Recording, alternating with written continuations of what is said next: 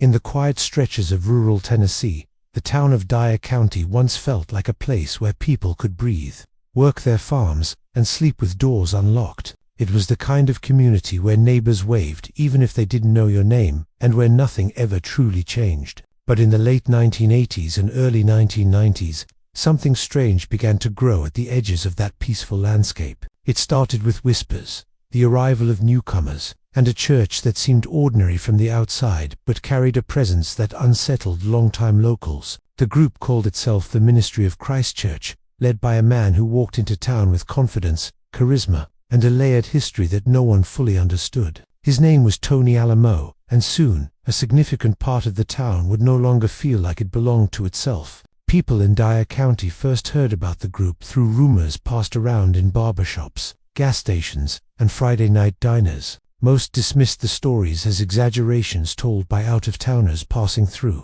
but the truth was that this religious organization had been expanding across several states, buying land, forming tight-knit communities, and setting up rules that grew increasingly strict. When they arrived in Tennessee, they settled into what had once been a sparsely populated area, giving the impression of a peaceful religious retreat. Yet what looked like devotion on the surface slowly revealed something darker. The Ministry of Christ Church began acquiring houses, farmland, and small businesses. Members pooled money, donated assets, and worked long hours to build what their leader promised would be a purified, holy community. Locals noticed that the newcomers rarely mingled with them, except when buying up properties or supplies. Many dressed modestly, spoke softly, and deferred to their leader with visible reverence. Outsiders were politely acknowledged but never truly invited inside their world. Soon, the group was large enough that its presence was impossible to ignore. Residents began referring to their settlement informally as Hononi Village,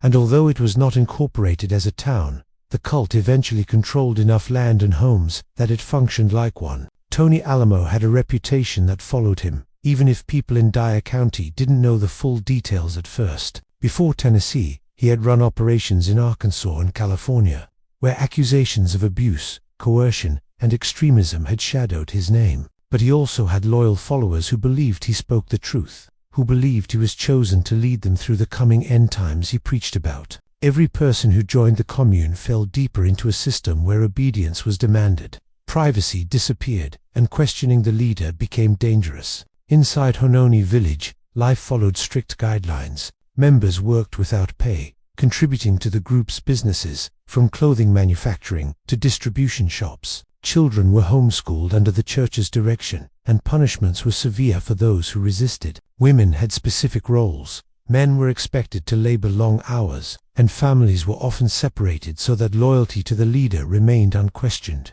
Those who tried to leave were pressured, shamed, or threatened with losing access to their own children. Over time, the outside world began hearing reports from former members who had escaped, each sharing similar stories of isolation, emotional abuse, and forced labor. Local residents in Dyer County didn't immediately understand what was happening inside the compound, but they felt its influence spreading. The cult bought equipment from local stores, but always in cash. They purchased large amounts of food, supplies, and building materials. Their members appeared in town only in small groups, never alone, and more strangely, no one ever seemed to smile. Teenagers whispered about seeing trucks drive in late at night. Adults wondered why the group always traveled in pairs, as if someone was watching someone else. Most kept their distance, believing that whatever was happening behind the fences of Hononi Village was best left alone. But silence eventually gave way to fear when stories began spilling out from those who escaped the cult's grip.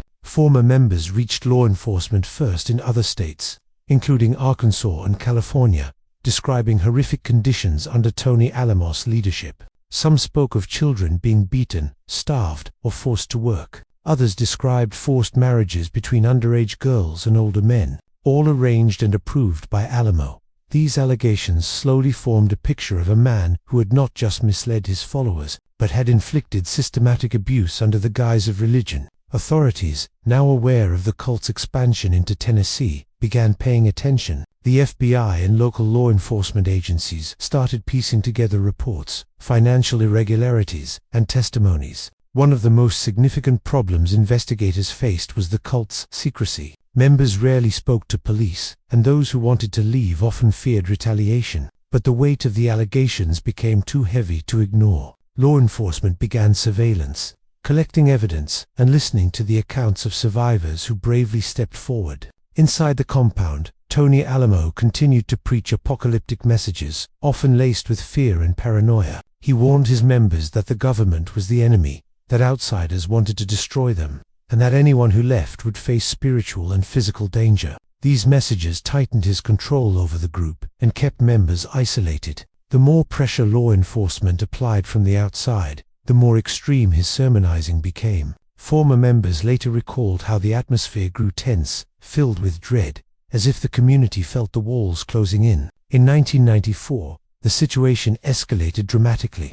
Investigators, armed with testimonies and credible reports of severe abuse, raided properties associated with the ministry of Christ Church. The raids took place not only in Tennessee but across multiple states, targeting locations linked to Tony Alamo's operations. The Hononi village site in Tennessee was among the properties searched. What authorities found confirmed what survivors had been reporting: children living in harsh conditions, illegal labor practices, and evidence of physical abuse that aligned with the accounts of those who had escaped. The raid shook the town. Locals watched as law enforcement vehicles streamed in and out, as children were led away, and as members stood silently, offering no explanation. For many residents, it was the first time they realized how deeply the cult had embedded itself in their community. What had seemed like a strange but harmless religious group was revealed to be something far more sinister. The townspeople felt a mix of guilt for not looking closer and relief that authorities were finally intervening. After the raids, more survivors came forward, providing detailed accounts of life inside the cult.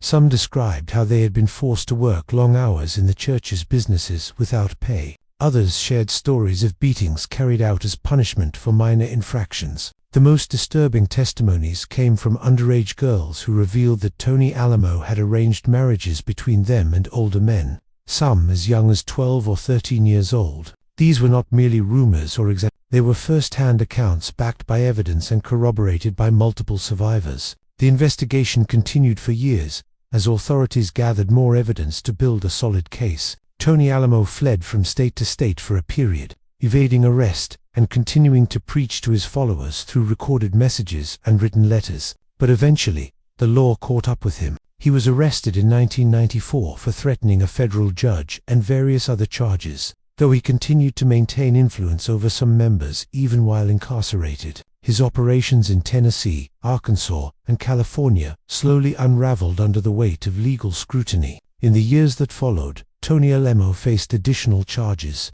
Former members filed civil suits, and federal prosecutors pursued criminal charges related to child abuse, forced labor, and the sexual exploitation of minors. The most devastating charges came in 2008, when he was convicted of transporting minors across state lines for sexual purposes. Several survivors testified in court, bravely recounting the abuse they had endured. Their testimonies were gripping, heartbreaking, and crucial to ensuring justice. Tony Alamo was sentenced to 175 years in federal prison, effectively a life sentence. For the residents of Dyer County, the trial brought a sense of closure, but also reflection. The cult's presence had changed the town in ways that would take years to heal. Properties once owned by the ministry of Christ Church sat abandoned, overgrown with weeds and memories that locals preferred to forget. Some former members who had escaped or been removed during the raids settled quietly in nearby towns, trying to rebuild their lives. Others moved far away, seeking a fresh start. The once tight circle of cult members dispersed, leaving behind a legacy of pain but also resilience. The aftermath of the cult's control over parts of Dyer County left a lingering question: how could an entire community fall under the influence of one man? Survivors offered one answer: it happened slowly, through manipulation, isolation, and fear. People joined, seeking faith, healing, or direction, only to find themselves trapped in a system designed to break them down and build allegiance to their leader. The townspeople provided another perspective.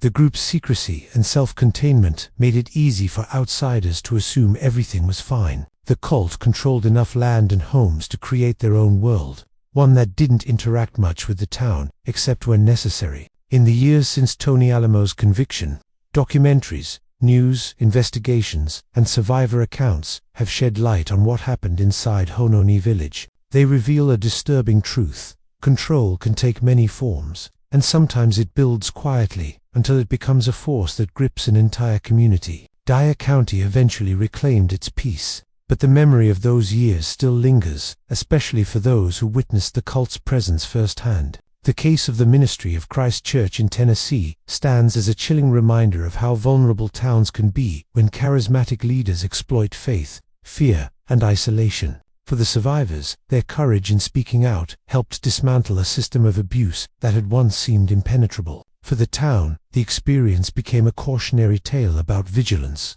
compassion, and listening to the quiet warning signs that something is wrong. And for anyone hearing this story today, it leaves behind a haunting question. How many other communities, right now, are being controlled by forces hidden in plain sight, waiting for someone brave enough to expose the truth? What part of this case shocked you the most? Let me know in the comments. In the wide, dusty deserts of Wasco County, Oregon, the town of Antelope once sat quietly as a forgotten dot on the American map, with barely a few dozen residents, a one-room school, and the kind of stillness that only remote land can create. It was a place where nothing changed for decades. Generations lived and died on the same dry soil, waving to the same faces and trusting the same neighbors. No one in Antelope imagined that their sleepy community would one day become the center of an international controversy, transformed into a battleground between local residents and one of the most powerful, well-funded cults in modern American history. But in the early 1980s, that is exactly what happened when followers of Bhagwan Shree Rajneesh descended on their land and began reshaping the town in their own image. The people of Antelope first noticed the newcomers in the spring of 1981.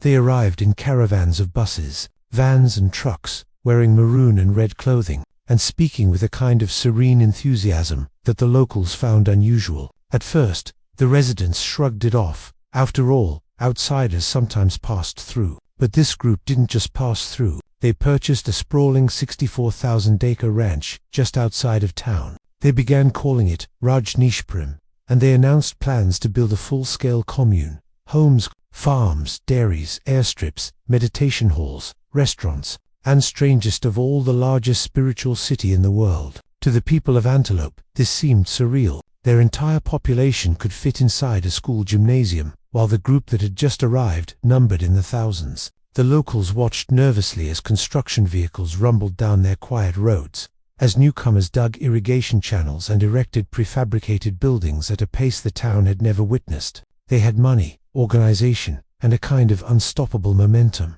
It soon became clear that they weren't just building a community, they were creating a world unto themselves. The leader of the movement, Bhagwan Shree Rajneesh, did not appear in Antelope at first. He remained secluded in his private home within the commune, guarded and revered by his followers, but his presence hovered over everything they did. The real face of the operation became his spokeswoman and personal secretary, Ma Anand Sheila, a sharp-tongued, fiercely loyal woman who handled every detail of the group's expansion. Sheila was charismatic, confrontational, and utterly determined to protect and grow the guru's new empire. The first tension between Antelope residents and the Rajneeshis began with zoning disputes. The commune required permits for thousands of people to live on land that had previously supported a few dozen cattle. When Wasco County hesitated, the Rajneeshis filed lawsuits, protested, and flooded local meetings with hundreds of followers clad in identical maroon outfits. To the townspeople, it felt like being overrun.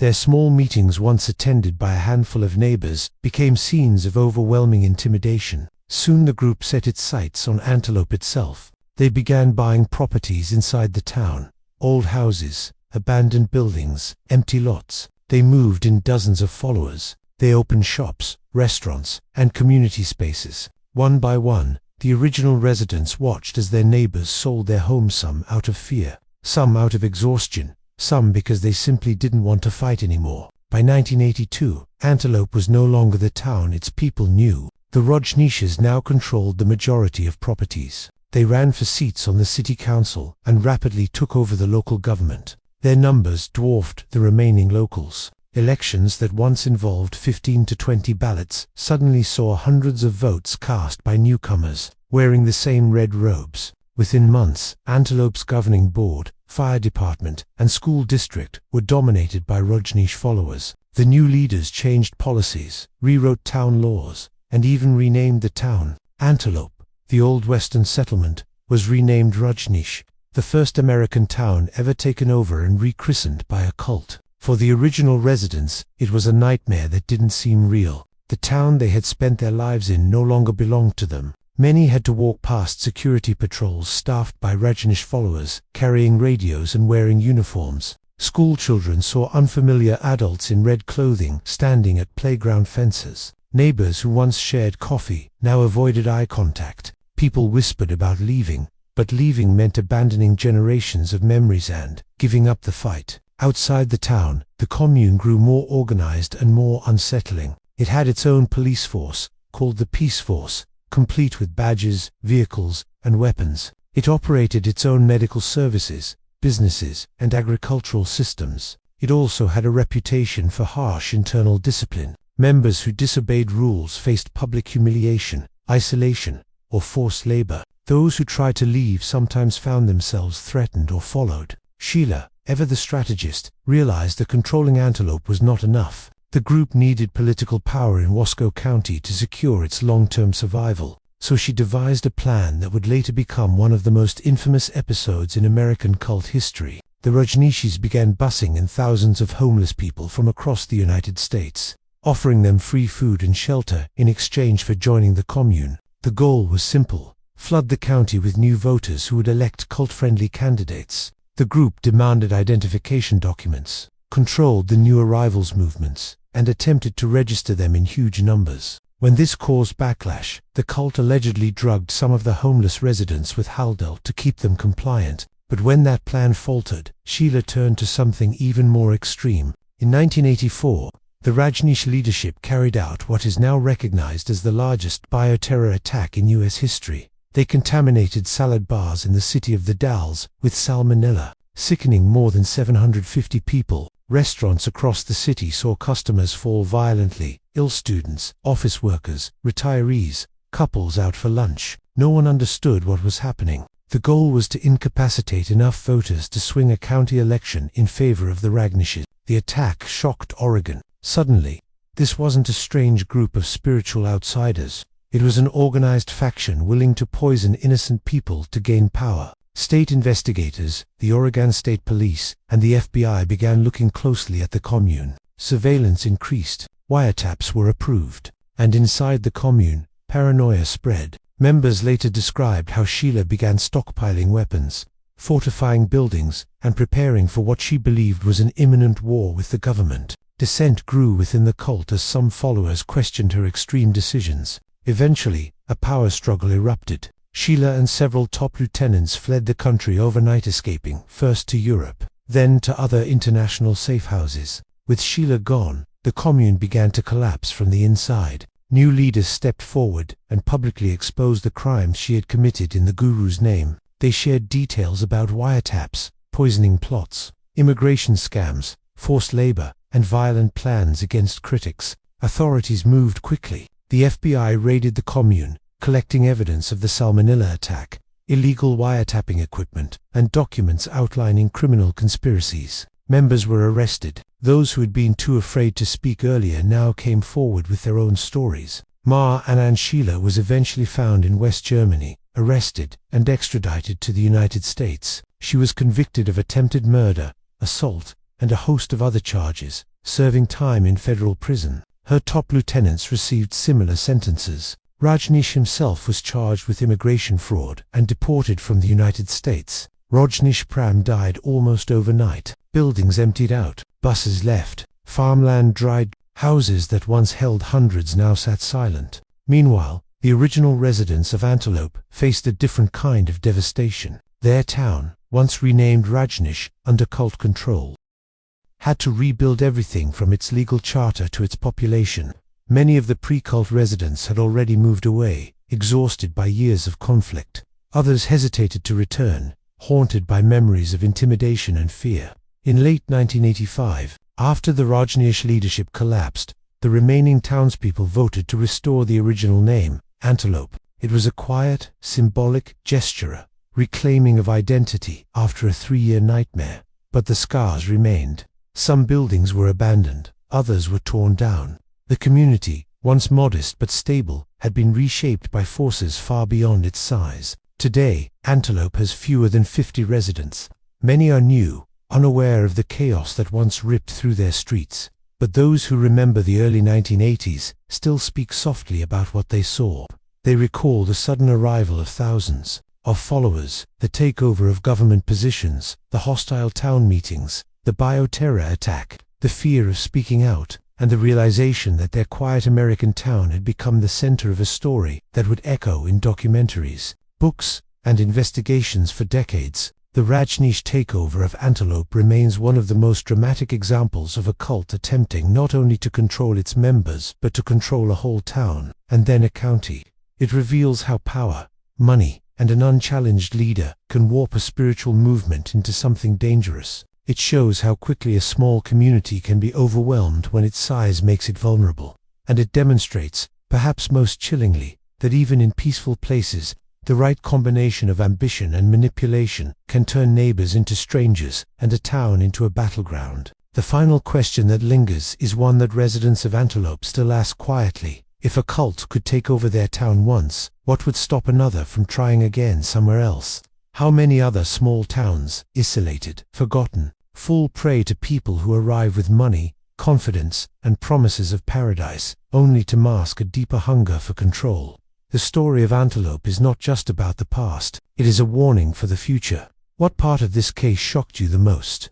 Let me know in the comments. At the turn of the 20th century, when most American towns were growing through industry, small business, and the grit of ordinary people, one town rose under a very different kind of force: absolute religious control. Zion, Illinois, began not as a community shaped by its residents, but as a meticulously engineered religious theocracy created by one man, John Alexander Dowie, who claimed the power to heal the sick, speak for God, and rule without question. What unfolded in Zion is one of the most overlooked yet astonishing true stories of a town built from the ground up under cult-like rule, a place where laws, daily life, and even personal behavior were dictated by a leader whose authority extended into every corner of human existence. The story begins in the 1890s, long before Zion existed on any map.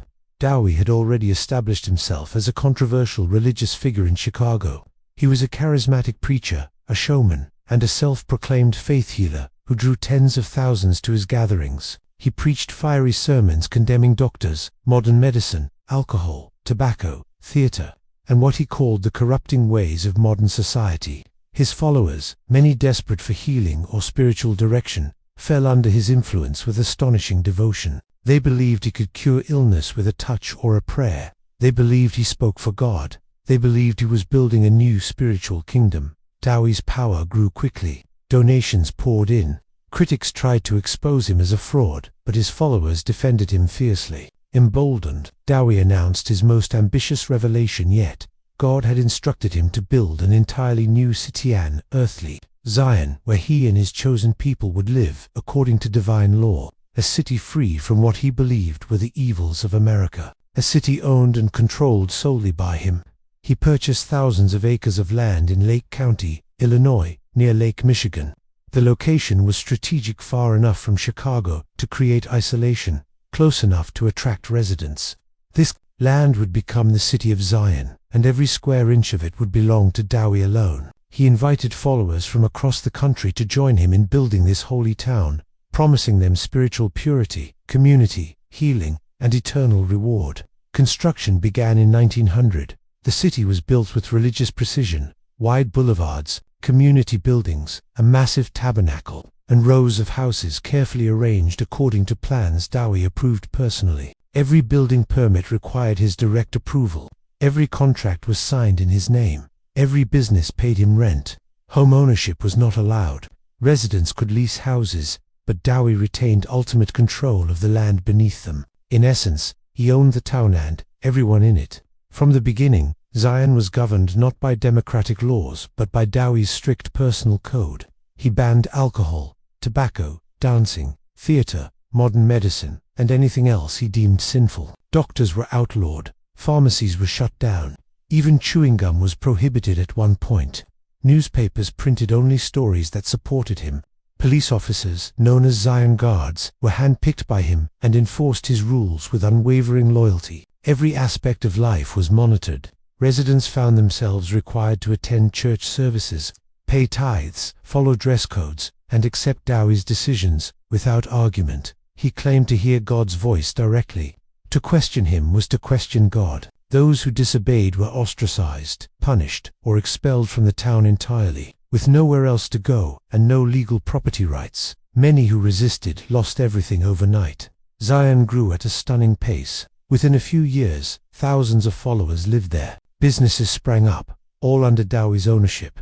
Industries thrived. Lace factories, bakeries, printing presses, farms. Workers labored long hours, with profits directed to Dowie and his church. Financial transparency didn't exist. Followers were told that God required their sacrifices, and many gave their entire savings to him. One of Dowie's most controversial decisions was the banning of all medical treatment. He insisted that only prayer could heal illness. People suffering from infections, chronic diseases, injuries, and even childbirth complications were forbidden from seeing doctors. Many died as a result. Their deaths were described as God's will, and their families were encouraged to accept this fate with spiritual joy. Those who sought medical help outside Zion risked being exiled. At the same time, Dowie lived in luxury. He wore lavish robes, traveled internationally, and referred to himself as Elijah the Restorer, a prophet chosen by God to lead the world into a new age. He demanded total obedience and enormous donations, claiming that spiritual salvation depended on financial faith. His followers believed him. They worked harder, paid more, and sacrificed their livelihoods to support his growing empire. As Zion expanded, cracks began to form beneath the polished surface. Former members and outsiders accused Dowie of fraud and financial exploitation. Journalists began investigating his faith-healing claims, alleging that many of his miracles were staged or exaggerated. Lawsuits followed, but Dowie dismissed all criticism as persecution from enemies of God. The real trouble began when the financial structure of Zion started to collapse. The businesses Dowie established, especially Zion-laced industries, were losing money. Construction costs were enormous. Donations could no longer keep up with his spending. Yet Dowie continued to funnel money into grandiose projects, international trips, and personal luxuries. The church accumulated massive debt, all backed by the assets of the town and its residents. Still, Dowie insisted everything was fine. He proclaimed that God would provide, but God did not, and neither could his increasingly strained followers. By 1905, Zion was on the brink of financial ruin. Many residents had grown weary of Dowie's control and confused about where their money was going. Some suspected fraud. Others worried about the town's deteriorating infrastructure and growing debts. A power struggle erupted within the inner circle of church leadership. This power vacuum was seized by Wilbur Glenn Bolivar, a charismatic but ruthless figure within Dowie's organization. Bolivar accused Dowie of mismanaging funds, abusing power, and engaging in behavior unfit for a religious leader. These accusations gained traction when documents revealed that Dowie had used church money for personal luxuries, including expensive trips and exotic gifts. Followers were shocked. The man they believed was a prophet appeared to have exploited their trust for his own benefit. As the controversy escalated, Dowie suffered a stroke while in Mexico. With Dowie incapacitated, Bolivar took control. He quickly ousted Dowie from leadership, seized church assets, and declared himself the rightful leader of Zion. Many residents sided with Bolivar, believing that he would restore order and financial stability. Dowie returned to Zion to fight the takeover, but found himself powerless. His health was failing, his support fractured, and his empire crumbling. He died in 1907, penniless and disgraced, leaving behind a town he had once ruled absolutely. Under Bolivar, Zion remained a controlled religious community, though its structure evolved. Bolivar continued many of Dowie's strict policies, including the banning of medical care, cigarettes, alcohol, and modern entertainment. He also became infamous for promoting the belief in a flat earth, distributing literature throughout the town, insisting the world was flat, and denouncing modern science as a tool of Satan. Zion became known nationally as a hub for flat earth propaganda, further isolating it from mainstream American society. Yet Voliva proved to be as financially disastrous as his predecessor. He micromanaged the town's economy, controlled wages, monitored businesses, and extracted tithes aggressively. Zion's industries continued to decline. Debt mounted once again. Residents struggled to survive under the economic strain, but leaving was difficult. Many had no savings, no assets, and no homes outside Zion. Voliva owned nearly everything, just as Dowie had before him. By the 1930s, the Great Depression brought Zion to its knees. Factories shut down, businesses failed, families went hungry. Voliva's grip loosened as desperation grew. Eventually, the federal government intervened, seizing assets and dissolving many aspects of the theocratic control structure. The lace factory, the financial core of the town, was taken over and operated independently. Voliva himself died in 1942, marking the end of the era of absolute religious rule in Zion. The town slowly reintegrated into mainstream American society. Businesses reopened under private ownership. Residents gained property rights. Churches diversified. Schools modernized. Zion transformed from a theocracy into an ordinary city with democratic governance. But the scars remained. Generations later, Zion still carries the weight of its past. Many buildings once owned by Dowie and Voliva stand as reminders of a time when the town's residents lived under authoritarian spiritual rule.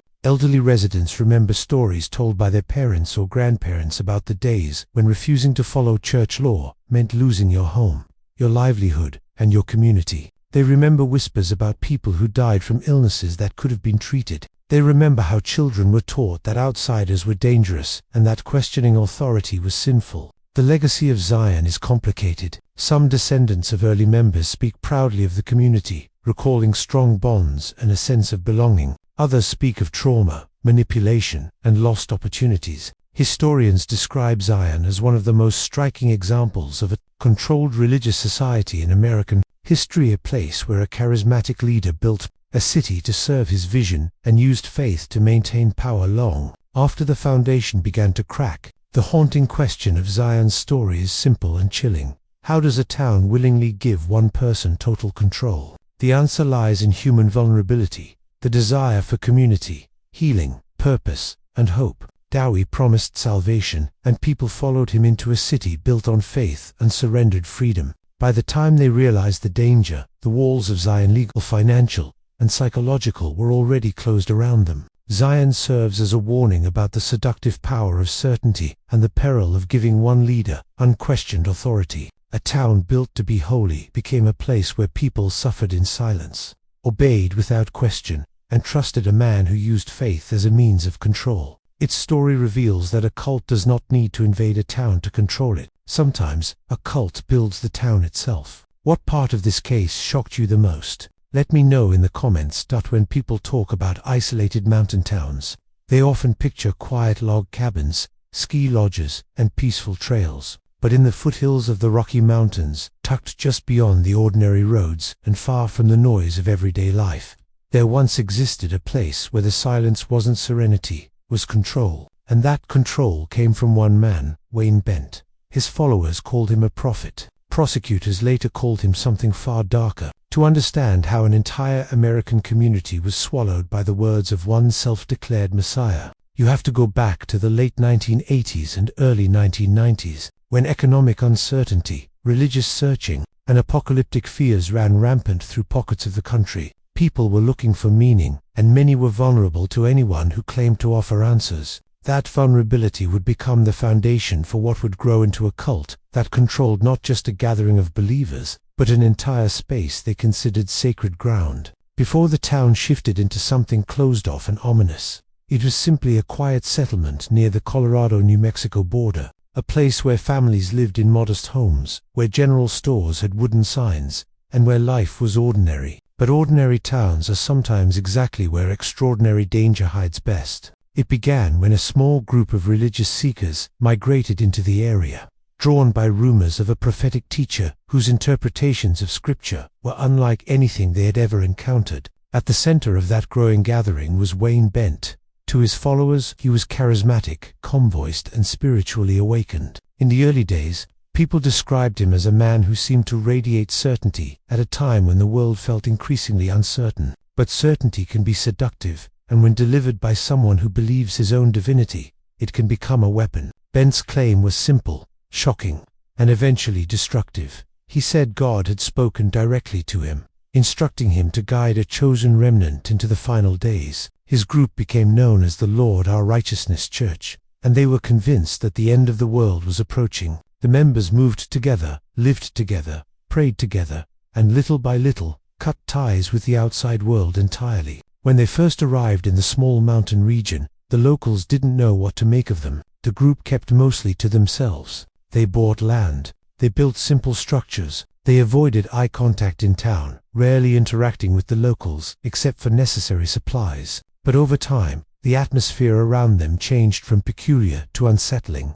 The followers stopped coming to town at all. Supplies began to be delivered in bulk. Visitors were turned away at the gate of their compound-like community, and the man at the center Bent became more forceful about the rules his people had to obey. Inside the compound, Bent's word became law. Every decision, from relationships to daily routines to medical care, was filtered through him. He preached that the outside world was controlled by satanic forces, and that the only path to salvation was total obedience. What began as religious devotion became absolute surrender. Members turned over their property. They relinquished decisions. Parents gave him authority over their children's spiritual and physical upbringing. It didn't take long before investigators, journalists, and local residents began to speculate about what was happening inside those gates. People reported strange encounters, whispers of troubling rituals, and sightings of children who appeared thin, pale, and withdrawn. But speculation wasn't evidence, and without someone from the inside willing to speak,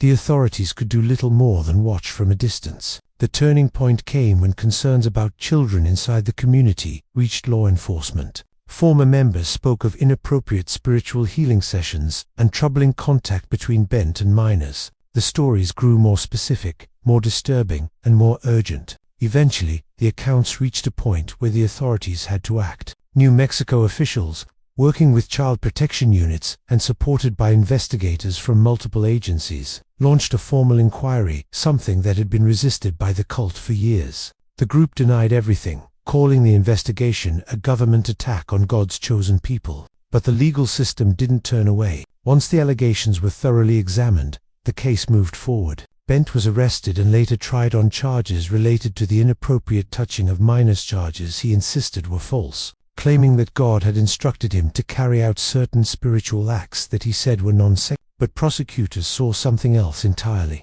They saw a man who used divine authority as a tool for exploitation, and they presented their case accordingly. The courtroom was a stark contrast to the compound. There was no chanting, no dim candlelight, no prophetic declarations, just facts, testimony, and the weight of the law. Testimony from former members described rituals where Bent claimed that physical contact was an act of spiritual cleansing. For the jurors, the emotional impact of hearing children describe those moments was devastating. During trial coverage, outlets like ABC News and other major networks reported every detail. Outside the courthouse, locals expressed anger, sadness, and shock that something so dark had been happening so close to home. Some felt guilty for not intervening sooner. Others felt relief that someone had finally pierced the silence surrounding that isolated settlement. Bent was ultimately convicted and sentenced to prison. To this day, he maintains his innocence. His followers, what remains of them, continue to believe he was persecuted for his faith,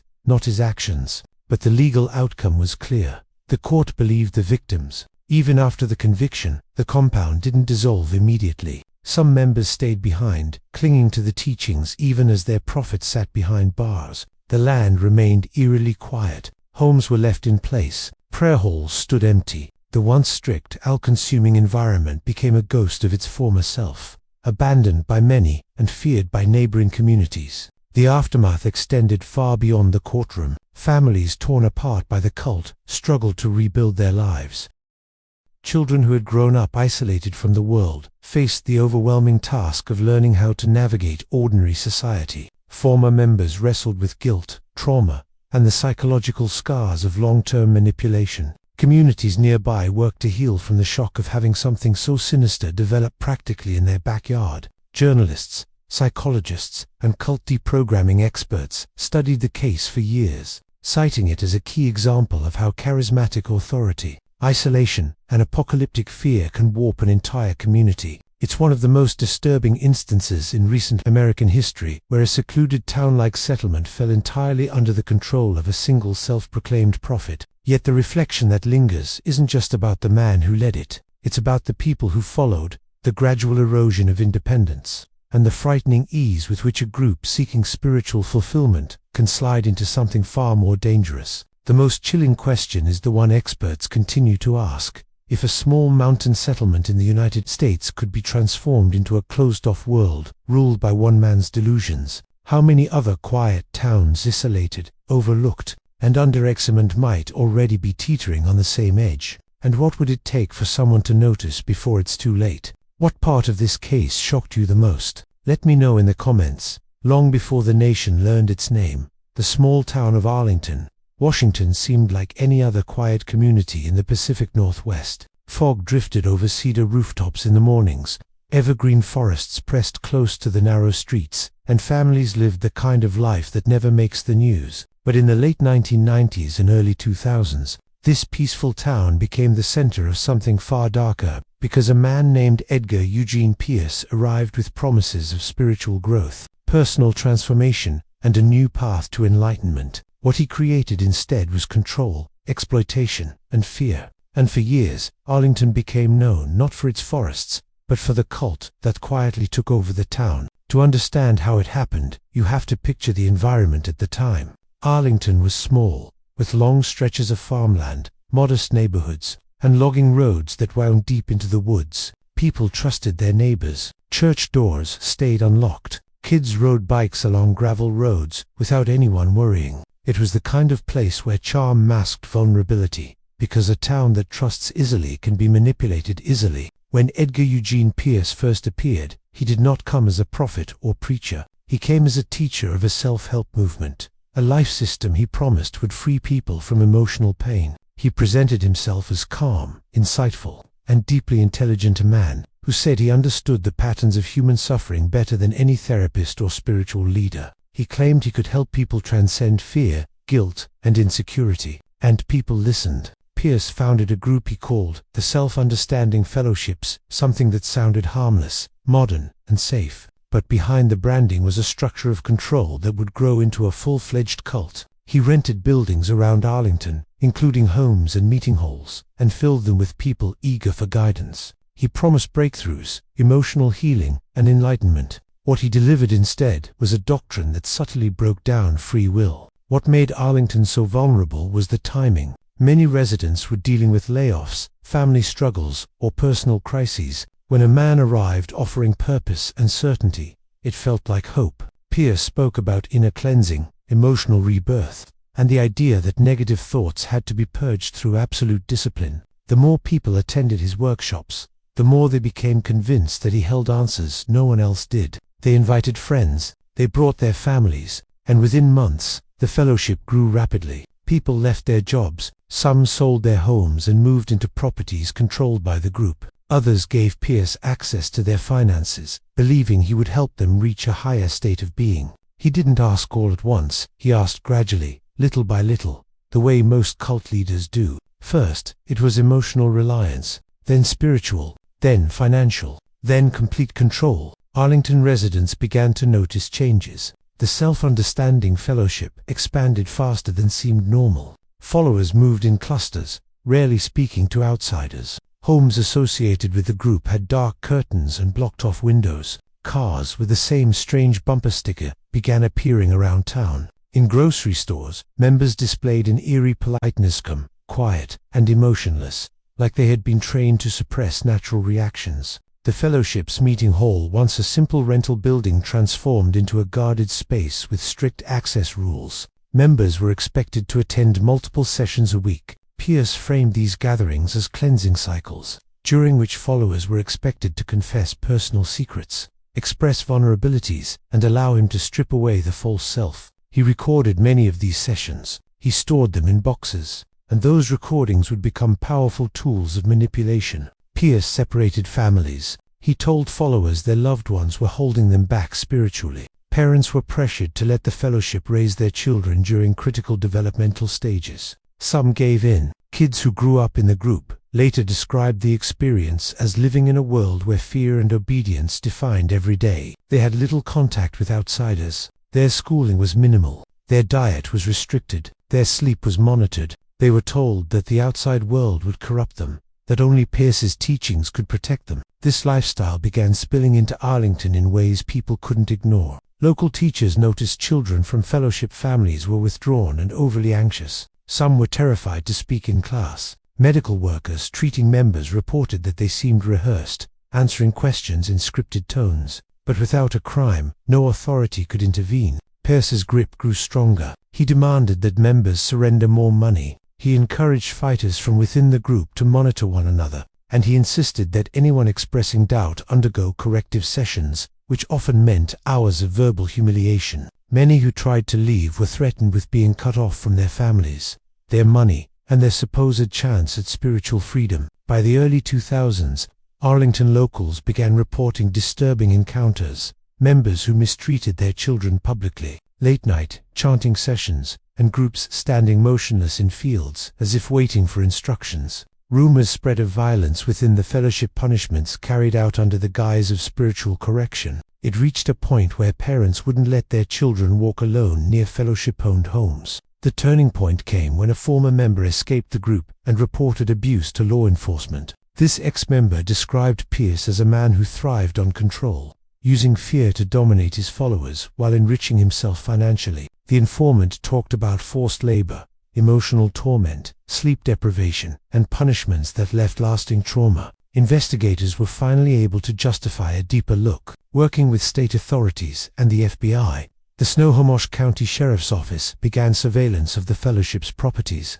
They observed strange patterns: members working outdoors late at night, children being escorted by multiple adults, and large cash transfers into accounts Pierce controlled. But the real breakthrough came when investigators obtained some of the recordings. Pierce had kept the so-called cleansing sessions. In those recordings, they heard Pierce berating followers, using psychological pressure to force compliance. The recordings painted a picture of someone wielding spiritual authority like a weapon. When law enforcement moved in, the operation was swift. Armed with warrants, they raided multiple fellowship properties. Followers tried to prevent entry, but the law prevailed. Inside, investigators found evidence of coercion, financial exploitation, and documents detailing Pierce's internal rules for punishing members. They also discovered that many members had turned over their homes, bank accounts, and personal possessions to him. Pierce was arrested and charged with multiple counts, including fraud, financial exploitation, and abuse. During his trial, prosecutors argued that he wasn't a spiritual guide, he was running a criminal enterprise disguised as a religious movement. The courtroom became the stage where Arlington finally learned what had really been happening behind the fellowship's doors. Some of the most powerful testimony came from former members who described how Pierce convinced them they were spiritually worthless without him. They talked about emotional manipulation, threats of divine punishment, and the group's harsh internal structure. One witness described nights where children were forced to stand in silence for hours as punishment for minor misbehavior. Another spoke about being denied access to food and sleep as part of cleansing. Pierce's defense team attempted to portray him as a misunderstood spiritual teacher, but the evidence told a different story. Financial records showed he had funneled hundreds of thousands of dollars from members into his personal accounts. The recordings revealed psychological domination, and physical punishments described by witnesses matched documented injuries found by investigators. Local coverage from the Seattle Times and other Washington outlets kept the public informed. Arlington residents reacted with a mix of shock and anger. Many had suspected something was wrong, but few realized the depth of control Pierce had over the group. The trial ended with Pierce being convicted.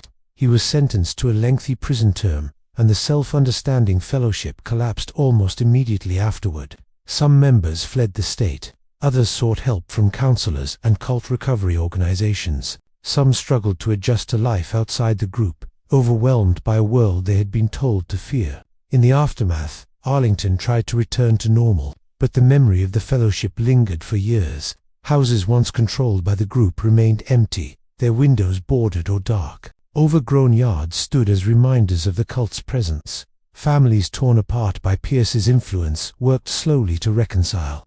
Children who grew up inside the group had to relearn everything about ordinary life, from how to socialize to how to trust. Experts in cult psychology later studied the case, pointing to Pierce's manipulation as a classic example of coercive control. He isolated his followers, broke down their identities, and rebuilt them in service to himself. Arlington's story became a warning often cited in lectures and research papers about how self-help movements can evolve into something far more dangerous. But what remains most haunting is the question people in Arlington still ask privately: how did this happen here? How did a quiet, friendly town become a place where a cult leader gained unchecked control over dozens of lives? And how many people suffered in silence while the rest of the town went about its everyday routines? The truth is unsettling. Cults don't need remote deserts or hidden compounds. They don't always look like radical fringe groups. Sometimes, all they need is a man selling hope, a town that trusts too easily, and a handful of people desperate for answers. Arlington may have returned to peace, but its story stands as a chilling reminder. Even the safest places can fall under the shadow of someone who knows how to twist belief into obedience. What part of this case shocked you the most? Let me know in the comments. In the mountains of Colorado, there is a long, uneasy memory, one tied to a cult that quietly reshaped an entire community. Long before investigators uncovered the truth, residents in the remote region of Costilla County noticed strangers moving into isolated properties in large groups, following strict routines, reciting prayers at rigid hours, and treating one man as a divine authority. The man at the center of it was Wayne Bent, the leader of a doomsday movement that spilled across state lines and cast a shadow over multiple small towns in Colorado and New Mexico. Most people know him from the compound in New Mexico, but years earlier, the group's roots extended into rural Colorado communities, places where isolation offered the perfect ground for control. To understand how the influence spread into Colorado, you must imagine the terrain: vast open land at high altitude, long stretches of dirt roads, small clusters of homes standing miles apart, and winters so harsh that neighbors sometimes didn't see each other for months. Places like Fort Garland and San Luis were quiet and slow, shaped by generations of families living off the land. When outsiders came with spiritual language and apocalyptic warnings, they didn't immediately raise suspicion. People in the region minded their own business, reluctant to intrude on others' beliefs. That silence allowed Bent's movement, known as the Lord Our Righteousness Church, to take root. Bent first gained influence in the 1980s and 1990s. Through radio sermons and religious conferences, he portrayed himself as a prophetic figure, someone chosen by God to deliver a final message before the end times. He spoke softly, with conviction and an air of certainty that drew vulnerable listeners in. Among them were people dealing with economic hardship, fractured families, or spiritual confusion. Bent promised clarity, he promised answers, and eventually, he promised salvation, but only through obedience to him. Over time, several families left their homes and followed Bent toward what he called the place of preparation, a region where believers should gather before the world descended into chaos. Some relocated to New Mexico, but many passed first through Colorado, buying or renting rural land in Costilla County. These families arrived quietly, often selling their possessions, withdrawing their children from school, and dedicating everything to Bent's interpretations of Scripture. They formed small clusters of homes that operated as unofficial extensions of the main group. Bent preached doctrines centered around purity, end-times judgment, and spiritual transformation. He declared that conventional churches were corrupt, that the government was an instrument of darkness, and that he alone spoke God's law. Followers accepted this without question, reinforcing each other's belief that leaving Bent's orbit meant eternal punishment. Slowly, this ideology began shaping daily life in the Colorado communities associated with the group. Neighbors noticed that the new families rarely interacted with outsiders. Their children were schooled at home, with heavy emphasis on Bent's teachings. Adults gathered in private homes for what they called spiritual rest sessions, where Bent's recorded messages were played repeatedly. These sessions were the glue that held the group together. They were emotional, intense, and often involved confessions, tears, and declarations of loyalty to Bent's mission. Over time, an invisible border formed between members and non-members. Locals described seeing children who seemed fearful to speak, families who refused medical care, and adults who avoided eye contact.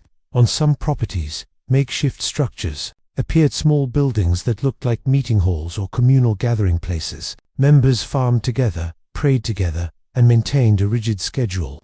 Everything they did was structured around Bent's directives. The most troubling sign was the way Bent isolated his followers from the world. He convinced them that society was collapsing morally and spiritually, and that only those who withdrew into his guidance would survive divine judgment. Families sold businesses, abandoned careers, and cut ties with relatives. Property records later revealed that some followers transferred ownership of their land or homes to entities associated with the group. Rumors spread in surrounding Colorado towns about unusual nighttime gatherings, singing, chanting, lights burning until dawn. People whispered about strict purity rituals and about Bent's disturbing significance within the group, particularly his interactions with young women. But the rumors remained rumors, never crossing into official reports, because no one outside the group had direct evidence. People in small towns tend to avoid confrontation, and with the properties dispersed across rural land, much of what happened remained hidden. This quiet period ended when troubling information emerged from a former member who had fled the group. They told authorities about bizarre theological practices, emotional coercion, and disturbing relationships between Bent and certain followers. Their account caught the attention of investigative reporters, including those from the Denver Post, who began digging into the group's presence both in Colorado and New Mexico. The reporters found a pattern: families who vanished from their former communities, properties purchased in remote regions, and children living in conditions shaped entirely by Bent's apocalyptic worldview. Authorities in Colorado began quietly gathering information, but because many of the alleged abuses were happening across the state line in New Mexico, jurisdiction became complicated. Still, the investigations revealed that multiple families in Costilla County were deeply entangled in Bent's control.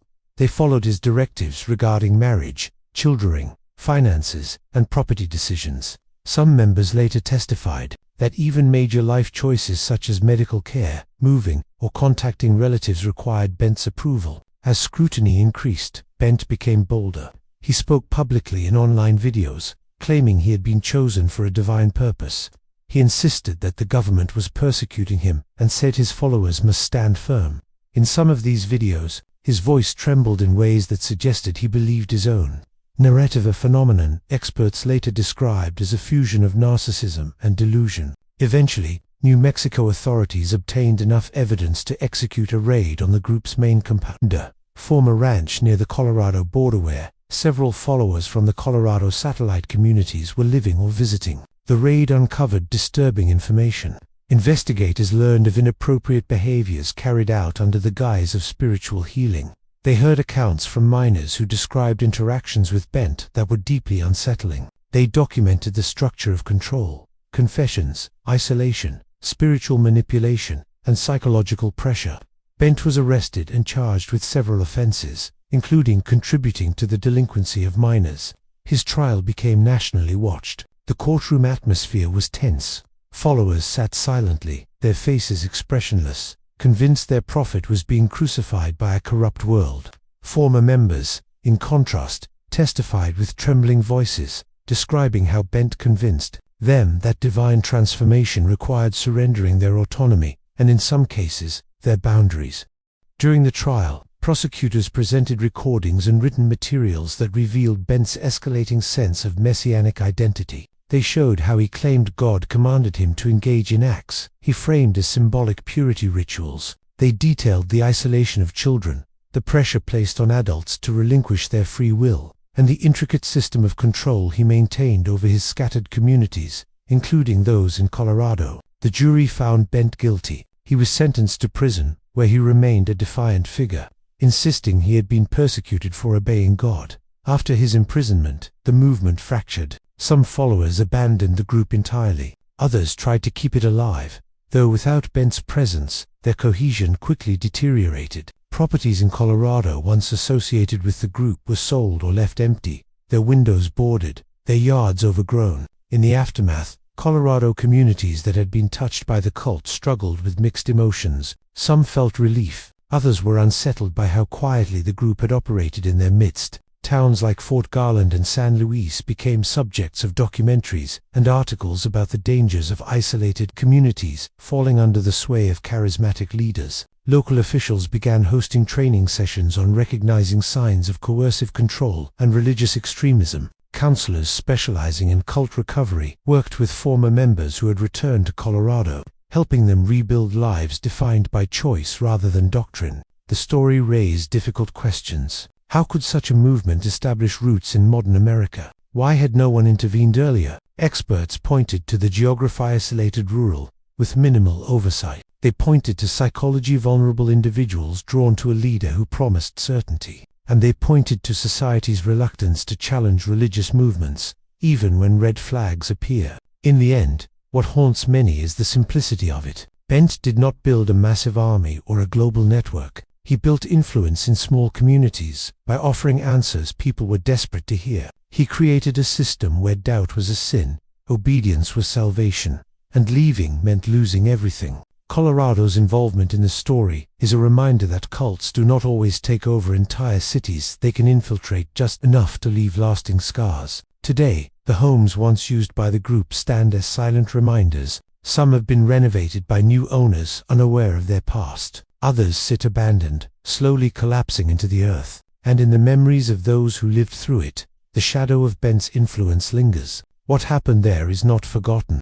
because it shows how easily a community even once surrounded by mountains, beauty, and peace can fall under the control of someone who knows how to twist faith into bondage. Which of these cases shocked you the most? Let us know in the comments. For more real-life crime stories, subscribe and stay tuned for the next deep dive.